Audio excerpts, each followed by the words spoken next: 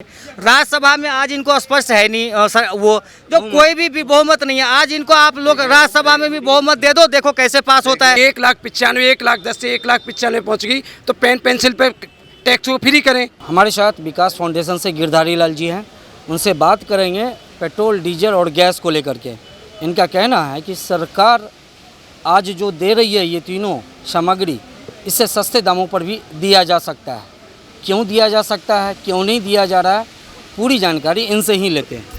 जी, ऐसा है जैसे आपने कहा, मेरा नाम गिरधारी लाल गिरधर है, मैं कनाडा से हूँ। लेकिन हमने विकास फाउंडेशन की तरफ से इस सरकार के लिए 2022 में 22 दिसंबर 2022 को प्रेस कॉन्फ्रेंस करके प्रेस क्लब ऑफ इंडिया में देश के लिए एक बजट पेश किया था, जिसकी ईमेल प्रधानमंत्री जी और वित्त मंत्री जी को भेजी थी, जिसमें हमने जो देश की सारी समस्याएं हैं, सबसे बड़ी समस्या महंगाई की है, किसानों की एमएसपी की है, मध्यम वर्ग भी रिलीफ चाहता है। पिछले 2016 से लगातार इकोनॉमिक स्लोडाउन के कारण, नोटबंदी के कारण, जीएसटी लगने के कारण, कोरोना लॉकडाउन लगने के कारण हर परिवार की आमदनी कम हो रही है। बहुत से लोगों की नौकरियां चली गई, कुछ लोगों की आमदनी कम हो गई, दुकानदारी में मंदी आ गई। उसके कारण हर परिवार को कैश रिलीफ चाहिए था। उसको मद्देनज़र रखते हुए विकास फाउंडेशन ने सारी देश की समस्याएं, जो मैंने आज जिक्र किया है, 30% गैस, डीजल, पेट्रोल, गैस की कीमतें कम हो सकती हैं, किसानों को एमएसपी दिया जा सकता है, जिससे हर किसान परिवार को 10,000 से लेकर साल का 50,000 का फ़ायदा होगा। उसके साथ साथ जो मध्यम वर्गीय परिवार है, जिनको महंगाई के कारण, डीजल, पेट्रोल, गैस की कीमतों ज़्यादा होने के कारण या लगातार महंगाई के कारण उनका भी जो रिलीफ चाहते हैं वो नहीं दिया सकता। 12 लाख तक की आमदनी वाले का सबका इनकम टैक्स ख़त्म किया जा सकता है। और उसके साथ साथ हर साल 6 लाख करोड़ रुपये 30 मिनिस्ट्री में देकर जितनी सरकारी नौकरियां पड़ी हैं, देश के पास खाली पड़ी हैं, उनकी भर्ती शुरू की जा सकती है। और जिससे भर्ती शुरू की जा सकती है। जो पढ़े लिखे नौजवान टेस्ट भी दे रहे हैं, इंटरव्यू दे रहे हैं, लेकिन नौकरियां नहीं मिल रही, उन सबको हर साल 10 लाख तो सरकारी नौकरियां मिल सकती है। बाकी प्रदेश सरकारों के पास 12 लाख से ज़्यादा सरकारी नौकरियां पड़ी हैं, वो उनकी भी भर्ती शुरू की जा सकती है। बात करेंगे पेट्रोल, डीजल और गैस, उसको लेकर के बात करें, कैसे 30% रेट कम हो सकता है, उस पर आप हमें बताइए। हाँ, ऐसा है, हमारा जो सबसे पहला मुद्दा है डीजल, पेट्रोल, गैस के ऊपर। जब देश 118 रुपये 18 लीटर पर बैरल, $118 पर बैरल जब कीमत थी, तब हमें देश में पेट्रोल, डीजल 70, 75, 80 में मिलता था। लेकिन जो कीमत कम होती गई, कीमत कम होने के बाद कीमतें बढ़ाई गई। सरकार ने special excise duty, fuel tax, surcharge, levy, सब तरह के टैक्स लगा दिए, जिसके कारण हमें 90 रुपये से लेके 110 रुपये पर लीटर के हिसाब से भी डीजल, पेट्रोल, गैस मिलता रहा है। तो अब जो ये टोटल कॉस्ट है सरकार को हर महीने, उसमें 25,000 करोड़ रुपये आ रहा है। 25,000 करोड़ रुपये सरकार को मिल रहा है। अभी उसको अगर डीजल, ये excise duty, fuel tax, surcharge ख़त्म कर दें तो 30% कीमतें कम होगी। डीजल, पेट्रोल, गैस की कीमतें 55 रुपये से लेके 65 रुपये तक लीटर तक आ सकती है। सरकार ऐसा क्यों नहीं कर रही है? सरकार को ऐसा है, मैं तो एक ही बात कहूँगा, government is not serious, government is not sincere, government is not honest. मैं अभी जो आपके पास डेटा या आंकड़े शेयर कर रहा हूँ, आप हैरान हो जाएंगे। निर्मला सीतारमण जी ने बजट 2022 के बजट भाषण में एक बयान दिया था, भाई उनका लक्ष्य था जीएसटी कलेक्शन का 1,10,000 करोड़ रुपये प्रति महीना, जिसका था टोटल साल में 13,20,000 करोड़ रुपये का जीएसटी आना चाहिए था। सरकार को किसी महीने भी 1,51,000 करोड़ से कम नहीं आया। पिछले महीने तो वो 1,10,000 करोड़ की बजाय 1,95,000 करोड़ रुपये आया। अगर सरकार को इतना टैक्स आ रहा है, वो कौन दे रहा है? जीएसटी कौन दे रहा है? हम ही दे रहे हैं। एक व्यक्ति कोई टैक्स दे ना दे, इनकम टैक्स दे ना दे, लेकिन जीएसटी तो हर एक इंसान देता है। तो हर चीज़ पे आता है, आप रिचार्ज करा लो, पहले आपका जीएसटी कटता है। मेरा आपसे यही सवाल है। अब मैं वही कह रहा हूँ, अगर सरकार का लक्ष्य 1,10,000 करोड़ है, उस हिसाब से बजट बना, तो सरकार को आ रहा है 1,51,000 करोड़ रुपये औसतन पिछले साल का। तो हर महीने 41,000 करोड़ रुपये एक्स्ट्रा आ रहा है। अब जो एक्साइज ड्यूटी है, fuel tax, surcharge, levies, even कुछ म्यूनसिपैलिटी ने चुंगी भी लगा रखी है, वो भी अगर शामिल करते हैं, जितने प्रदेश सरकारों ने वैट लगा रखा है, वो भी सब कर दें, एडजस्ट करें तो 25,000 करोड़ रुपये महीना बनता है। सरकार को 41,000 करोड़ रुपये महीना एक्स्ट्रा आ रहा है, तो 25,000 करोड़ रुपये दिया जा सकता है। अगर सरकार सीरियस हो क्यों नहीं देना चाहिए? हमसे ले रहे हैं, पिछले 6 साल से ले रहे हैं, हम कहते हैं आगे से लेना बंद कर दो। जो अगर नहीं दे सकते हमें तो रिफंड लेना चाहिए। और सिर्फ भाई जनता ने दी है ना, जनता मांग सकती है। सरकार का मूल्य जो गैस, डीजल और पेट्रोल, इन चीज़ों से सरकार का आर्थिक स्थिति को बैलेंस करते हैं। हाँ। और रेट नहीं नीचे लाने का आपको क्या कारण है? मैं क्या बताता लग हूँ। रहा है कि बैरल रेट कम होने के बाद भी सरकार ये रेट रखी हुई है? मैं दोबारा आपको क्लियर कर दूं, आप शायद मेरी बात समझे नहीं। सरकार जब बजट पेश करती है उसमें बताती है भी कितना पैसा आएगा, कितना खर्च करेंगे। जब आने वाला बढ़ रहा है, खर्च करने वाला उतना ही है, तो पैसा किसका है? किसको वापस आना चाहिए? डेवलपमेंट कैसे होगा? हाँ नहीं ठीक है। हाँ अब हाँ मैं आऊँगा, डेवलपमेंट का पैसा है। सरकार ने जो बजट, साल का बजट बनाते हैं, जितना आना चाहिए था उससे ज़्यादा आ रहा है। जितना डेवलपमेंट पे खर्च करना। मेरा एक आपसे सवाल है कि अगर बैरल के हिसाब से रेट अपना बैलेंस करता है अगर सरकार, तो सरकार जो डेवलपमेंट का जो पैसा है कहाँ से क्रिएट करेगा? मेरी बात ध्यान से दोबारा सुन लीजिए, आप उस चीज़ को कंफ्यूज कर रहे हो, जलेबी बना रहे हो खुद आप।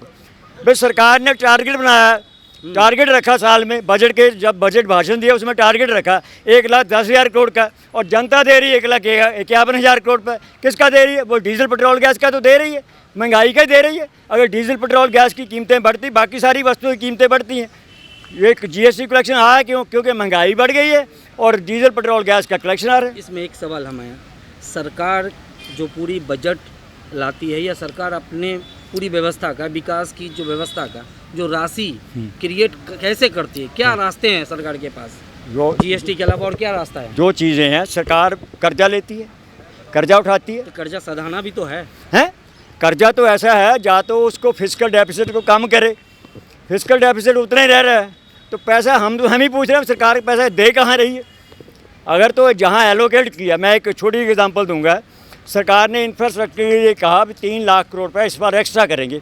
या तो सरकार बता दे भी उसने 3 लाख करोड़ की बजाय 5 लाख करोड़ किया है। सरकार खर्च तो उतना ही कर रही है। जो सवाल तो हमारा है, आप प्रेस वाले भी उनसे पूछो भी जितना एलोकेट किया क्या उतना खर्च भी हुआ? पहले तो एलोकेट करना जो आएगा उसमें हम बांटते हैं ना भी इतना इसमें जाएगा। जब एलोकेट किया क्या वो खर्च भी हुआ?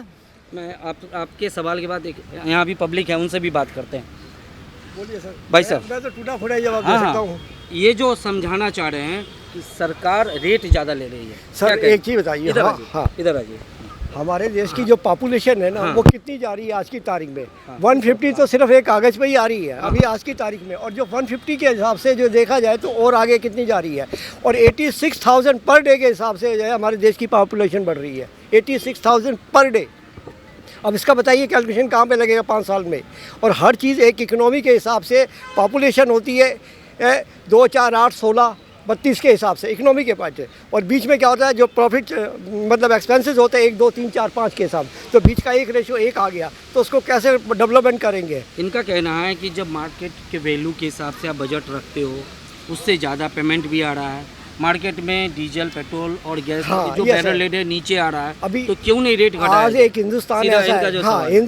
हिंदुस्तान में एक ऐसी कंट्री है जो आज सबसे सस्ता है। आज की तारीख में बाहर से इंपोर्ट किया जाता है, एक्सपेंसेस होते हैं, ड्यूटी का एक्सपेंसेस भी लिया जाता है, GST भी लिया जाता है, उसका आगे एक्सपेंसेस कहाँ जाता है? डिफेंस आर्मी के अंदर भी तो जाता है। कितना पेट्रोल हमारे यहाँ होता है? जितना होता है वो थोड़ा आर्मी डिफेंस के लिए चला जाता है।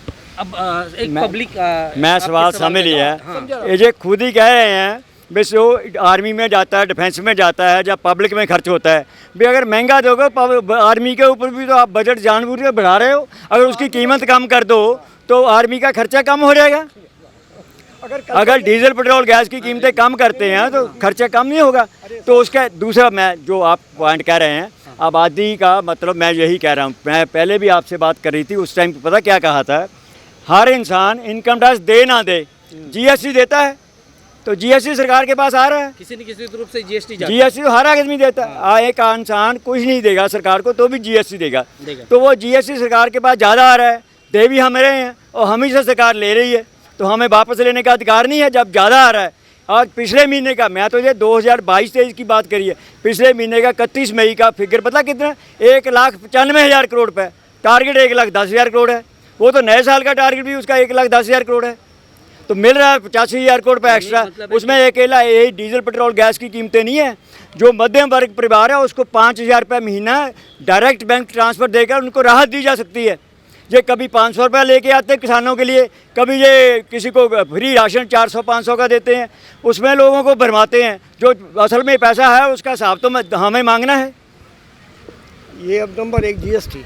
आगे एक पहले क्या था, सेल टैक्स था। हाँ सेल टैक्स में क्या था, उसमें अलग अलग उसमें थे। आज जीएसटी एक है और कुछ 9 आइटमों पे एक्साइज वो जीएसटी अलग है, बाकी 9 आइटम है। पहले एक्साइज ड्यूटी लगती थी, कितनी होगी एक्साइज ड्यूटी घटाई है इन लोगों ने, सिर्फ 9 आइटमों पे आज की तारीख में लग रही है एक्साइज ड्यूटी, बाकी किसी में नहीं है। और जो एक्साइज का जो मामला है, इनपुट और आउटपुट, वो एक अलग है। आज जितना भी बिजनेसमैन है वो सब कुछ है। पहले जो 2 नंबर के नीचे से चलता था वो नहीं चल रहा, कुछ परसेंटेज में चल रहा अभी भी है, मगर जो इसका एवरेज परसेंटेज है वो कुछ डाउन हुआ है। और जब फॉर्म सी फाने की क्या हालत थी, 200 रुपये का एक फॉर्म 38 कितने का, तो ये चीज़ें सब हमारे सामने थी। तो वो जो बेईमानी का मामला था वो हो गया ख़त्म।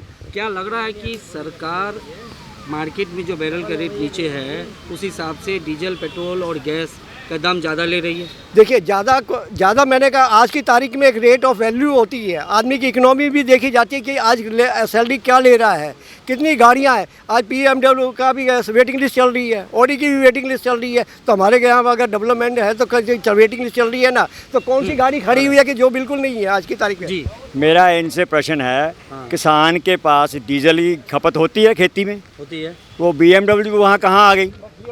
तो आपके घर में स्कूटर भी होगा, मोटरसाइकिल भी होगा, उस पर डीजल उसमें गैस भरते हो, आप पेट्रोल भरते हो। जिस घर में एक गाड़ी है उसको भी 1500-2000 रुपये का चपत लग रही है। अगर उनके जेब में पैसा वापस आ जाए, कम खर्च आए, वो कहाँ खर्च करेंगे? मार्केट में खर्च करेंगे, दोबारा फिर GST मिलेगा, इकॉनमी ग्रो करेगी, प्रोडक्शन डिमांड बढ़ेगी, प्रोडक्शन बढ़ेगी, कंजम्पशन बढ़ेगी, उसके कारण क्या नई नौकरियाँ पैदा होगी। आपको क्या लग रहा है कि सरकार ऐसा क्या करे जो डीजल पेट्रोल और गैस की दाम घटे या देश हित में खर्च हो? आप कहना क्या चाहते हैं जनता को, वो समझाइए। मैं इकॉनमी की एक बात करता हूँ। एक तो जो सरकार ने लक्ष्य रखा था हाँ। उसको उससे ज़्यादा मिल रहा है, हम ही दे रहे हैं। आपका कहने क्या का तर्क मतलब है? कि क्या हमें हमसे लेना बंद कर दे, ये तो कह सकते हैं। आपका कहना आगे है से कि अगर 1.5 के टारगेट रखा गया है, अगर 2 हो रहा है तो ज़्यादा हो रहा है, तो वो दे कौन रहा है? जनता ही दे रही है, जनता ही दे रही है, जनता को दे रहे हैं। जो दिया है वो हमें बता दें। बजट तो पूरा हो गया 2022-23 का, 31 मार्च को बजट पूरा हो गया। उसमें उन्हें जितनी एलोकेशन की है, मेरे पास जो जानकारी है, जितनी एलोकेशन की है उतना खर्चे नहीं किया सरकार ने। तो आपके मतलब है, कहने का मतलब है कि वो राशि सरकार के जमा खाते में? हाँ बिल्कुल सरकार के पास है, लेकिन उसके बाद भी सरकार का पब्लिक को रिलीफ क्यों नहीं देती, यही तो हमारा प्रश्न है।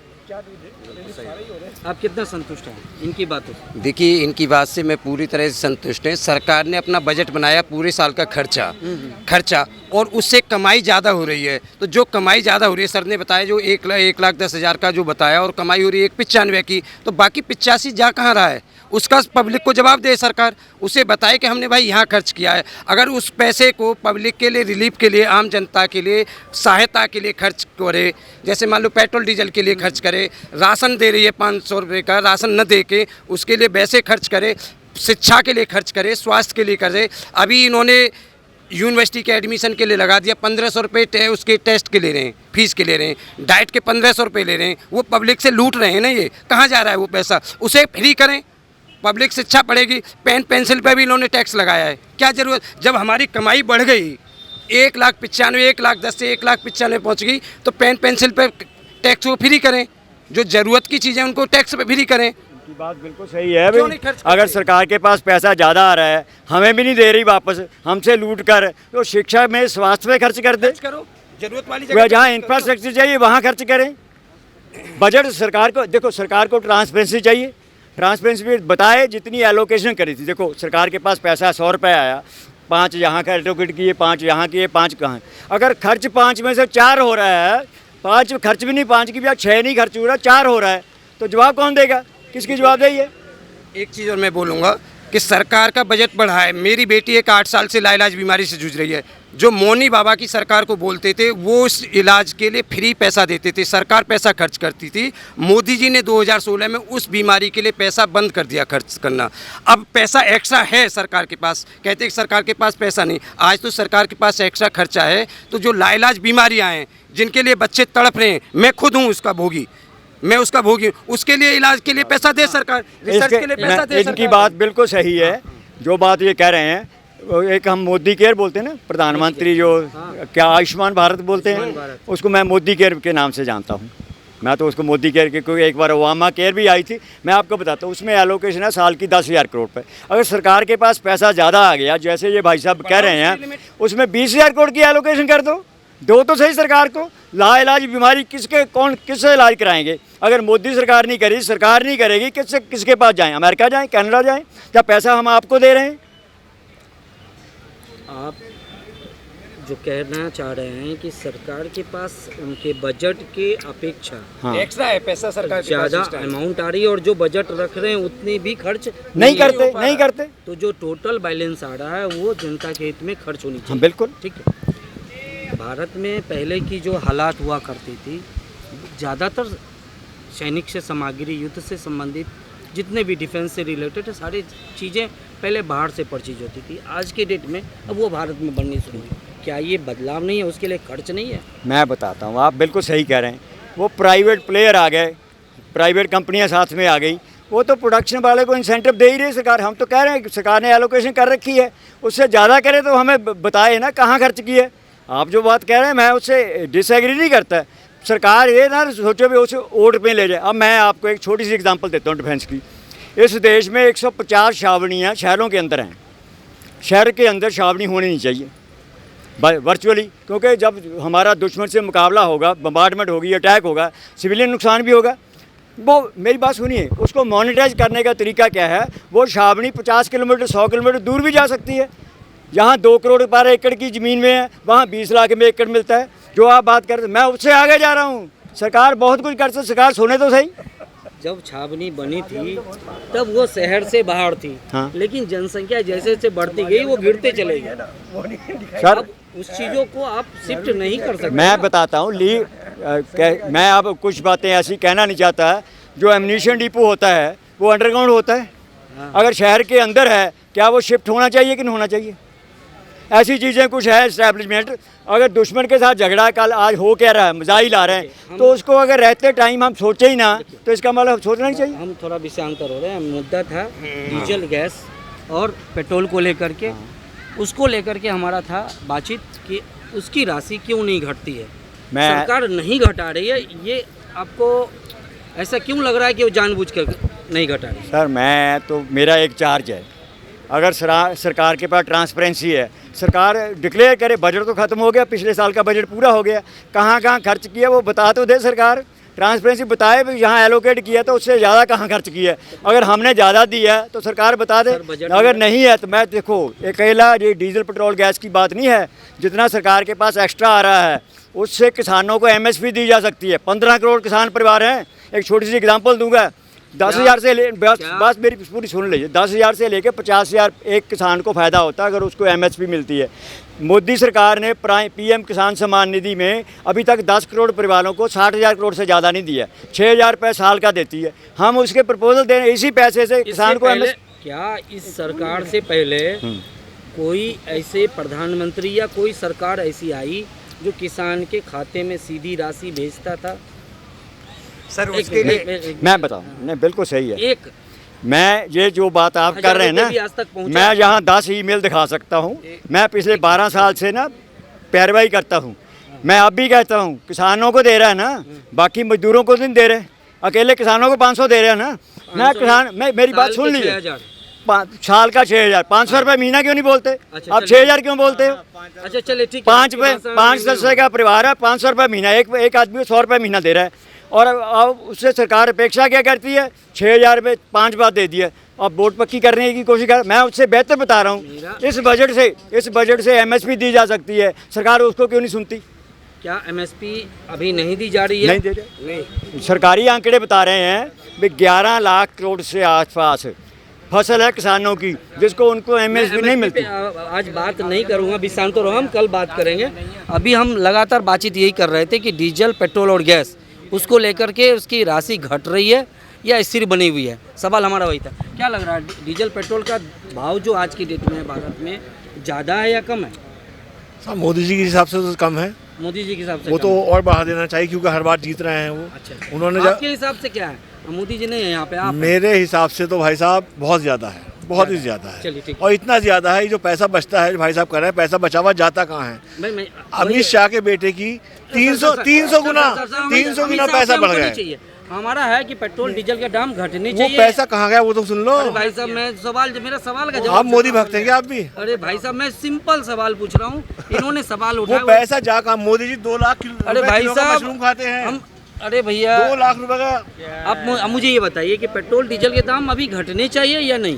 क्या बढ़ने चाहिए? अभी क्या जितने में एक स्थित है, बिल्कुल अभी स्थित जो है, भाव बिल्कुल है। है। और जो आप इंपोर्ट किया जा रहा है, सवाल हुआ, वो जवाब सुनिए, इंपोर्ट जो किया जाता है वो रूस से किया जा रहा है, हाँ। रूस से किया जा रहा है, और वो भी हमारी इंडियन करेंसी में जा रहा है आज की तारीख में। पहले पैसे कहाँ जाता था?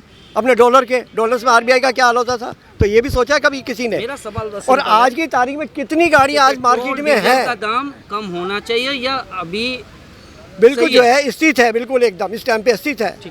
अब मेरा सवाल आपसे है, इनका कहना है कि जो बजट रखा जाता है साल के लिए हमारे बजट सत्र में, वो राशि हम पूरी तरह से खर्च भी नहीं हो रहा और हमारी आमदनी उससे ज़्यादा है और जो बैरल रेट मार्केट का है वो कम है।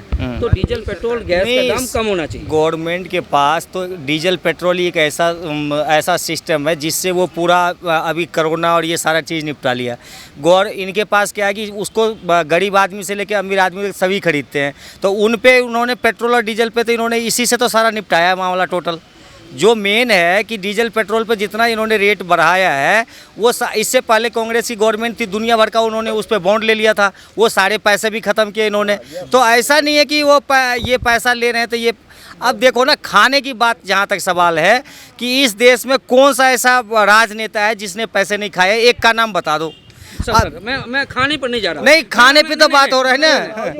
मेरा सिंपल है कि सरकार अभी वो भाई साहब बोल रहे थे, नहीं एक कुछ और पे जाने दो ना आप, फिर गलत हो आप जाएगा, वही फिर मत गलत हो बुलवाओ ना। जाएगा। मैंने उनको रोका नहीं, आपसे। वो कह रहा भाई साहब मशरूम खा रहे 2000 किलो का यार। मेरा सिंपल सवाल है यार, कि 8 लाख डीजल पेट्रोल के दाम घटने चाहिए। मैं ये कह रहा हूँ, इस नवाब में सारे नंगे हैं, जितने भी राज्य सरकार है ना, जो डीजल पेट्रोल के रेट है, यदि सरकार अभी इलेक्शन आ रहे हैं ना, तो धीरे धीरे ये घटाएंगे। अच्छा, धीरे धीरे घटाएंगे। मेरा कहना आज के डेट में डीजल पेट्रोल की हालत, गैस की भाई सही है या साहब, नीचे आनी भारत में तो लोग कहेगा कि हमें फ्री मिलना चाहिए, हमें तो लोग बोलेंगे फ्री मिलना चाहिए। चाहिए? नहीं फ्री तो सब कुछ फ्री है ना, बस फ्री है, वो फ्री है, पेट्रोल भी फ्री कर दो, कोई काम ही नहीं करेगा, सब घूमेगा आराम से, सब कुछ फ्री कर दो ना। मेरा आपसे सवाल है कि इनका कहना है कि बजट सत्र में जो बजट रखे जाते हैं उस राशि को हम पूरा खर्च नहीं कर पा रहे हैं और हमारे पास आमदनी अच्छी है, तो क्या पेट्रोल, डीजल, गैस के दाम नीचे कम होने चाहिए या सही है? मेरा सवाल सिंपल, इसी पे बोलिए। कम तो नहीं होना, जो भी है ठीक है, जो सरकार कर रही है बढ़िया कर रही है, सही है। मतलब कि पेट्रोल, डीजल और गैस का दाम सही है, सही है, सही है। जेब पे ज्यादा असर नहीं डाल रहा है। नहीं करना है, कुछ नहीं करना, जो हो रहा है बढ़िया से बस। जेब पे असर कोई भी सरकार आएगा ना, कोई भी आप जो बुलवाना चाह रहे हो ना सर, आप ये नहीं, आप लोग ऐसे मुद्दे दूसरी बात सुनते नहीं ना, हमें वही कहना है, वो तो ये मुंह में डाल। मैं ये कहना चाह रहा हूँ कि डीजल जो डीजल पेट्रोल की जहाँ तक बात है, डीजल पेट्रोल को ये लोग आप बोल रहे हो ना बार बार जीएसटी के अंदर क्यों नहीं ला रहे? जीएसटी के अंदर हर चीजों को जब जीएसटी के अंदर ले आए तो डीजल पेट्रोल को क्यों नहीं जीएसटी के अंदर ला रहे? बराबर। मेरे हिसाब से दारू का रेट करो 3 गुना और ज्यादा, पेट्रोल के रेट को और कम ले आओ, सब खरीदता है, जितना उसको जीएसटी के अंदर ले आओ ताकि सबको मिल जाए ठीक से। डीजल पेट्रोल गैस जीएसटी के अंदर आना चाहिए, ये निहायत जरूरी है, निहायत जरूरी और सबके लिए है। शराब जो है वो शौकिया चीज है, तो उसके रेट आप जितने मर्जी बढ़ा दो, कोई दिक्कत नहीं है। अब इनके यहाँ सिस्टम, मैं आपको ये बता रहा हूँ ना, इस सरकार में हुआ क्या है कि जो जहाज पे चल रहे हैं उसके रेट तो कम हुए, वो बराबर पे चल रहे हैं, ठीक है, और जो जहाज पे चल रहे हैं ईंधन पे रेट बढ़ रहे हैं, उसमें बहुत ज़्यादा इजाफा नहीं हुआ, बाकी और चीज़ों में हर जगह इन्होंने इजाफा करा है। तो पेट्रोल, डीजल सब लोग खरीदता है, कम हो सकता है तो करना चाहिए, सरकार को करना चाहिए। मेरा सवाल बस ये है। अब ये नहीं कि मान चलो ये कि और 1000 अरब कर्जा ले लो और सस्ता में दे दो, वैसे भी कोई फायदा नहीं, लेकर के घर नहीं चलाना चाहिए। चलिए ये आपका अब आप क्या कह रहे हैं आप? मेरा सवाल वही है, मैं तो एक बात जानता हूँ, बजट के बारे में बात करूँगा। सरकार ने जब बजट बनाती है, हमने 23 का बजट बनाने से पहले सरकार को सुझाव दिया था भाई, क्योंकि सरकार के पास एस्टीमेट से ज़्यादा जीएसटी आ रहा है, उसमें से डीजल पेट्रोल गैस की कीमतें कम की जा सकती हैं। ये सिंपल है भाई, जो अगर पब्लिक को रिलीफ देनी है, एक आदमी से आप 1500 से 2000-3000 रुपये महीना डीजल पेट्रोल गैस की कीमतें ज़्यादा लगाकर महंगाई करके ले रहे हो, दूसरी तरफ आप 500 रुपये महीने का राशन दे रहे हो, 500 रुपये महीना किसान को सम्मान निधि दे रहे हो, भाई ले भी तो रहे हमसे। देखिए ऐसा है, कोई भी सरकार होगी तो उनका पॉलिसी यही है कि एक हाथ से लेना है, दूसरे हाथ से देना है। सरकार के पास तो अलग से खजाना तो कोई है नहीं, ऊपर से ये पेड़ में से पत्ता तोड़ेगा और निकाल के फेंक देगा। अब ये है कि जो जीएसटी या कोई भी कलेक्शन लेता है उसी से देश चलता है। वो बड़ी अमीर आदमी से लेता है और गरीब आदमी को देने की कोशिश कर रहा है।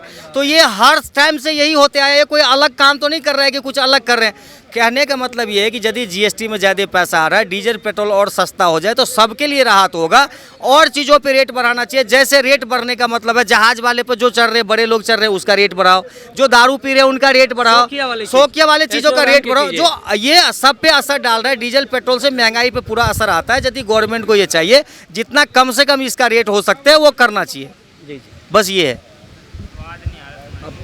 फाइनल आप क्या कहना चाहते हैं? नहीं, मैं तो अपनी बात स्पष्ट करूं, क्योंकि मैं बजट की फिक्र देता हूं। मुझे किसी से इसी बात से लेना नहीं। में आपको क्या लगता है सरकार को ऐसी क्या सुधार करनी चाहिए जो बाकी चीज़ों पे उसका बेनिफिट जनता को मिल पाए? सरकार को देखो, मध्यम वर्ग भी जैसे भाई साहब बोल रहे हैं, रिलीफ अगर मिलता है तो सरकार को देना चाहिए, और पैसे भी आ रहे हैं सरकार के पास। दूसरा जो ये बात कह रहे हैं, हर आदमी की अपनी अपनी राय है। मैं तो जीएसटी के बारे में बहुत क्लियर हूँ, इसके 3 स्लैब होने चाहिए, 5, 10, 15, 18 भी है, 28 भी है, उसका ठीक है, 5, 10, 15, 3, उससे क्या होगा मैं बताता हूँ। नहीं, मैं तो कहता हूँ नहीं है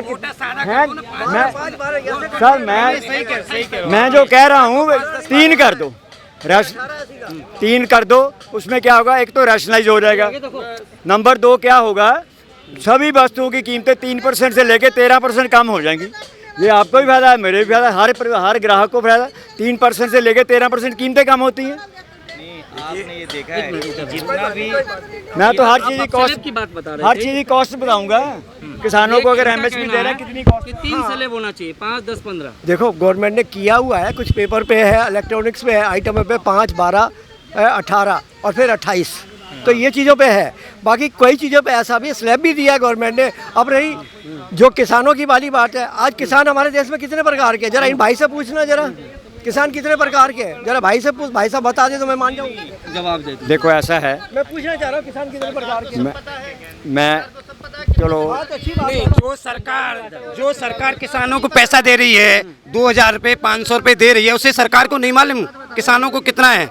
सरकार को मालूम है ना किसानों को। देखिए, सरकार को जीएसटी के अंदर जो आम जनता की ज़रूरत की चीज़ें हैं, जो सभी गरीब अमीर सभी यूज कर रहा है, उसको टैक्स फ्री करना चाहिए आगे के लिए। शिक्षा, स्वास्थ्य, बिजली, पानी, ये जीएसटी से बाहर करना चाहिए, जिससे आम जनता को राहत मिले। भाई साहब ने जो बोला है शराब के लिए, शराब पर जीएसटी बढ़ाओ, एयरलाइंस पे जीएसटी बढ़ाओ। जब पेट्रोल डीजल का रेट बढ़ाते हैं तो एयरलाइंस का डीजल क्यों नहीं बढ़ाते, उसका खर्चा क्यों नहीं बढ़ाते ईंधन का, उसकी भी तो बढ़ाना चाहिए।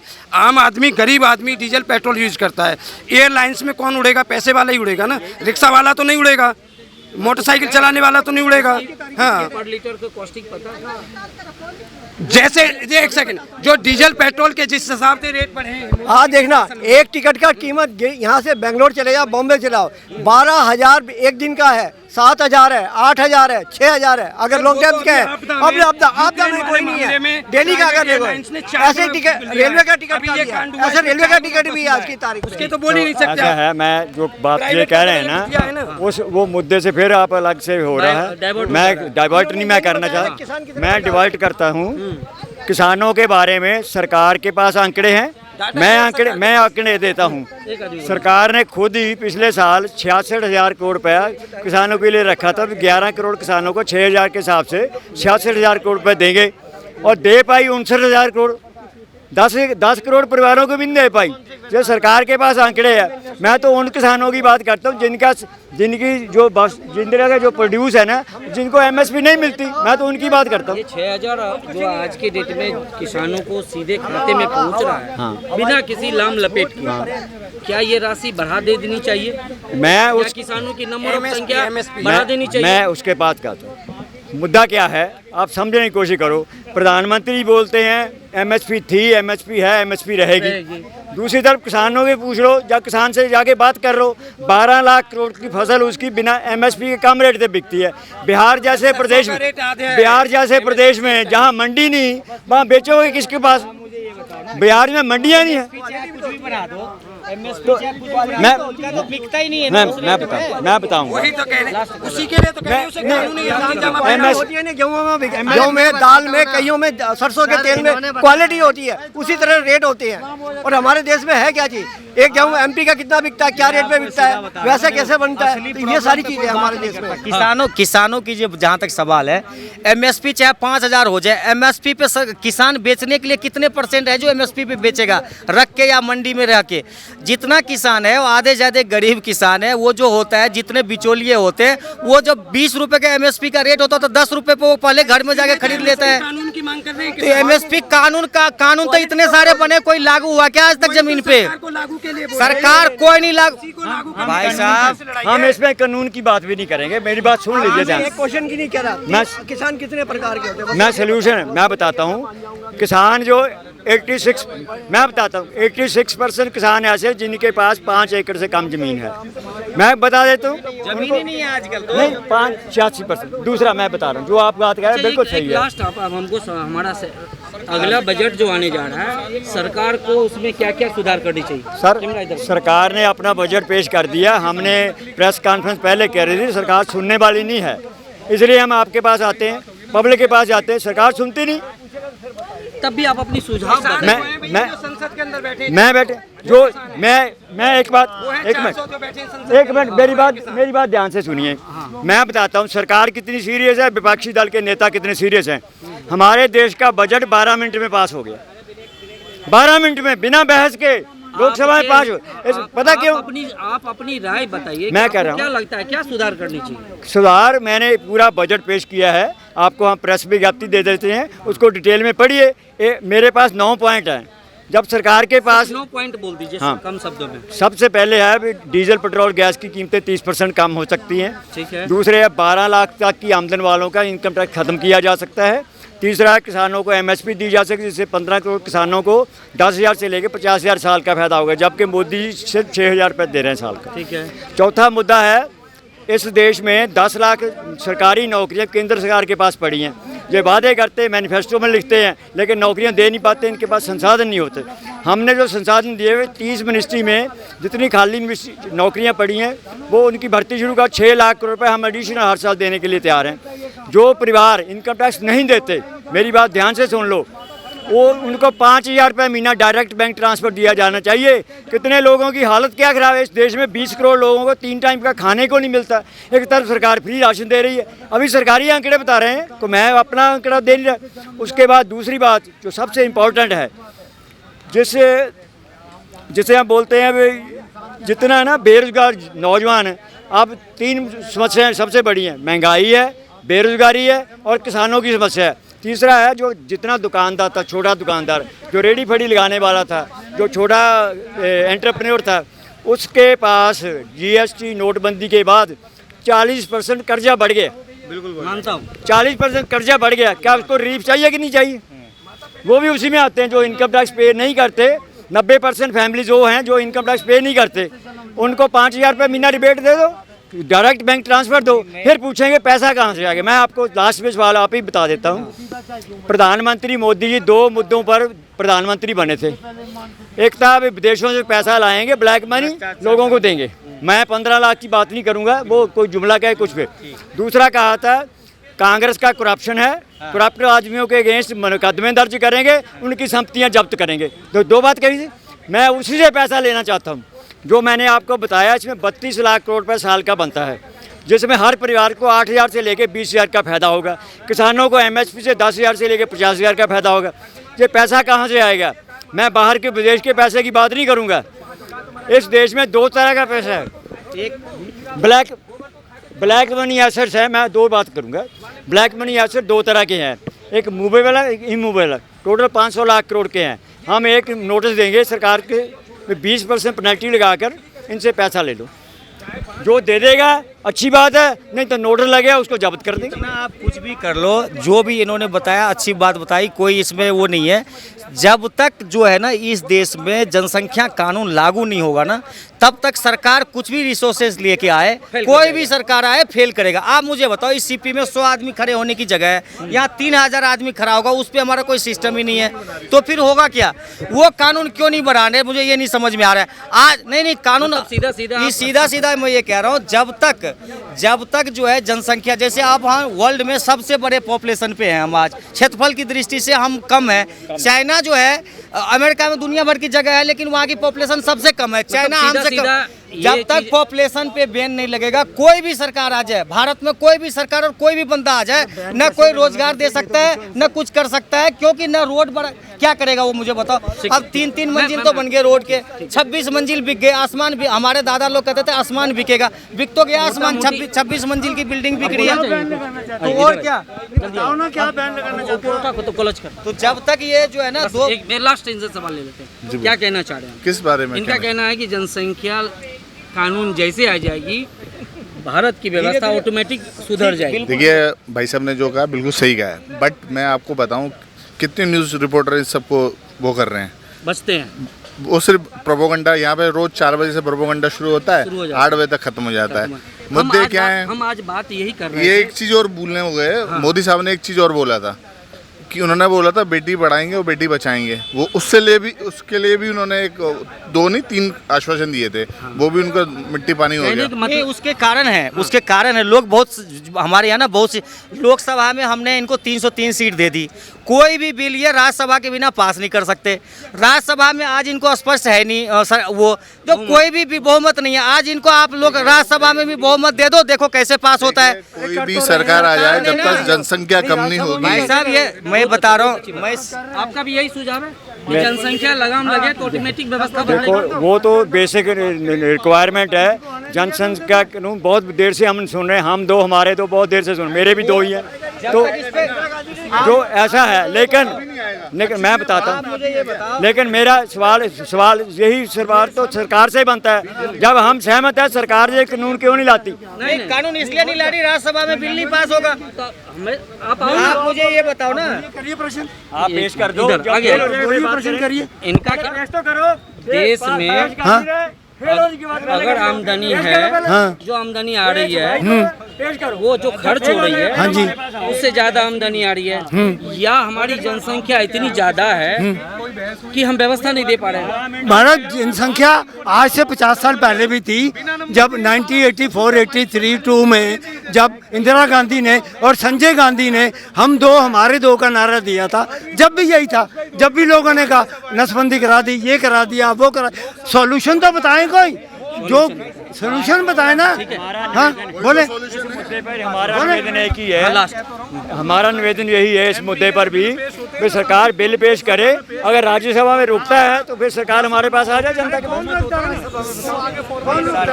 जितनी अभी बहस आप देख रहे हैं, लोगों की बातें सुन रहे हैं, घूम फिर करके कहानी यही आती है कि हमारे पास बजट क्या है, हम उसको कितना खर्च कर रहे हैं। ये एक अलग विषय है।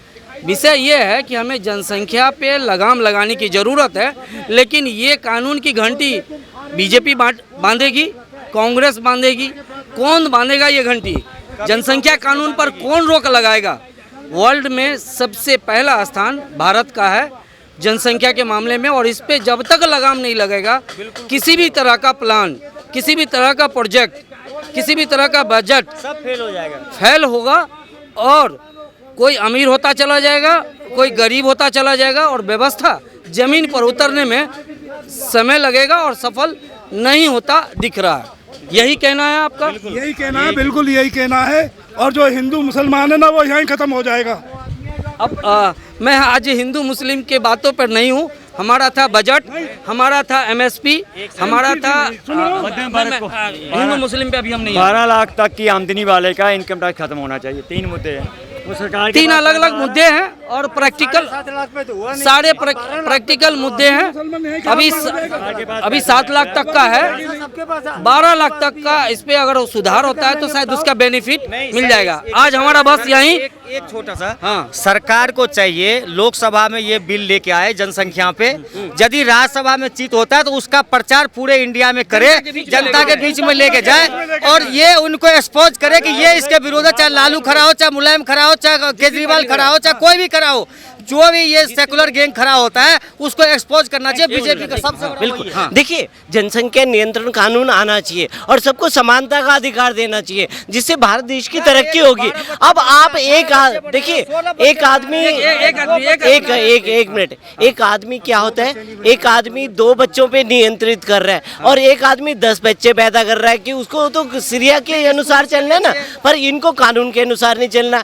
भैया वो कहते हैं कि चलो जो हमारे तो लिखा हुआ है कि 4 करने हमने और 4 से एक छोटा तो देखिए, मनमोहन जनसंख्या जब तक नियंत्रित नहीं होगी ना तो देश का विकास नहीं होने वाला। और सबको समानता का अधिकार, वर्ण विशेष में नहीं बांटा जाए कि ये वर्ण विशेष इसको स्पेशल छूट मिलनी चाहिए। क्लोजिंग कमेंट में ये है कि हम जब कहते हैं कि हम हिंदू मुस्लिम सिख ईसाई हम सब है भाई भाई, जो रूल होना चाहिए वो सबके लिए लागू होना चाहिए। इसमें कोई हिंदू मुस्लिम नहीं करना चाहिए, न जितना हिंदू का अधिकार है उतना मुसलमान का भी है।